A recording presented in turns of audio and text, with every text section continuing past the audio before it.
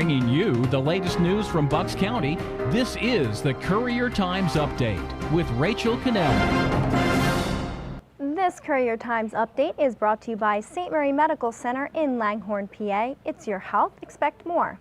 Good afternoon, everyone. I'm Rachel Cannelli reporting from the Courier Times newsroom, and here's what you need to know about what's going on in our community for Monday, August 26th.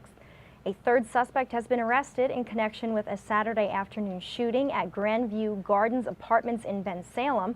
26-year-old Ronald Gallo of Bensalem has joined 18-year-old Jaleesa Bruno of Levittown and 23-year-old Anthony Clock of Bensalem in being charged with felony aggravated assault. Police say the three forced a complex resident outside his apartment door and pointed a semi-automatic handgun at his head. The victim was shot in the arm as he closed the door. The three suspects were sent to Bucks County Prison on $2 million bail. Their preliminary hearings are scheduled for September 3rd. Reporter Danny Adler has more on this story at buckscountycouriertimes.com. A Lower Southampton man has been chosen to fulfill a lifelong dream, the opportunity to become a citizen astronaut. Greg Kennedy, the Director of Education for the NASTAR Center, was chosen by Citizens in Space. That's a program that aims to send 10 educators on a commercial space flight sometime in the next few years. Lifelong dream. I mean, I grew up in the 50s and 60s, and so, yeah, always wanted to go into space. Space flight's never going to be routine, okay, but it'll be far more common.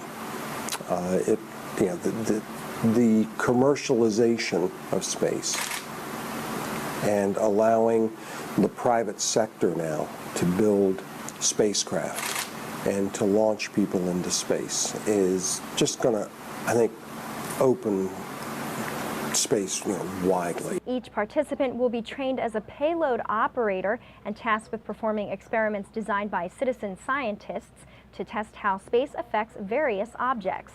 Reporter Krista Shoemaker-Debris has this full story on our website.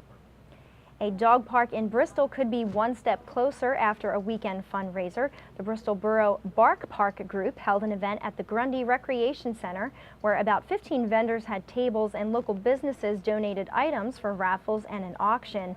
It was only the first of what will be an ongoing effort to raise an estimated $35,000 to install the park.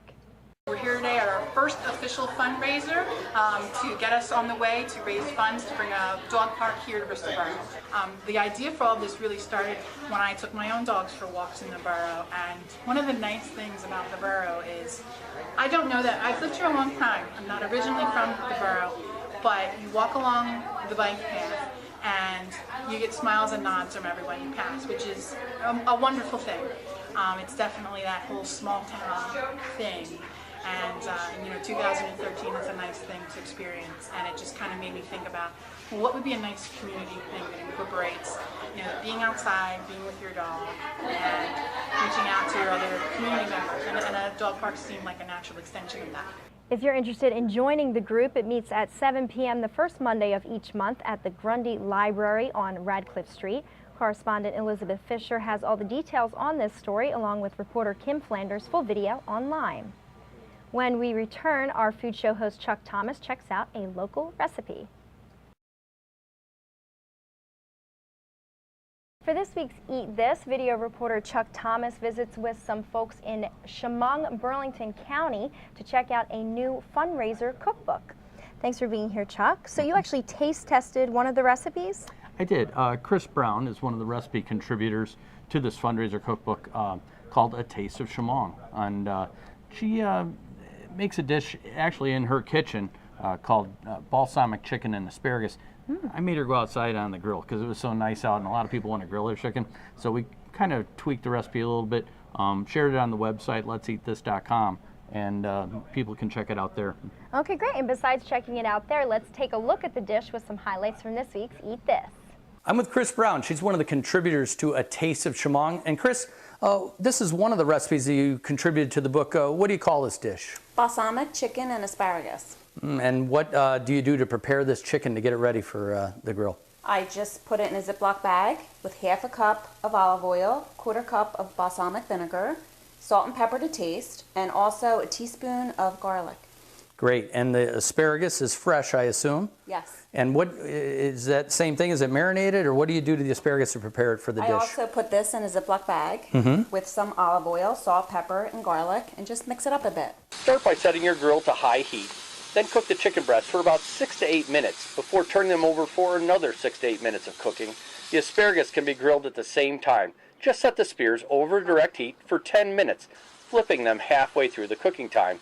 Finally, the grape tomatoes should be set in a foil pan and cooked through, and that only takes about 4 to 5 minutes. You can see Chuck's full video at buckscountycouriertimes.com.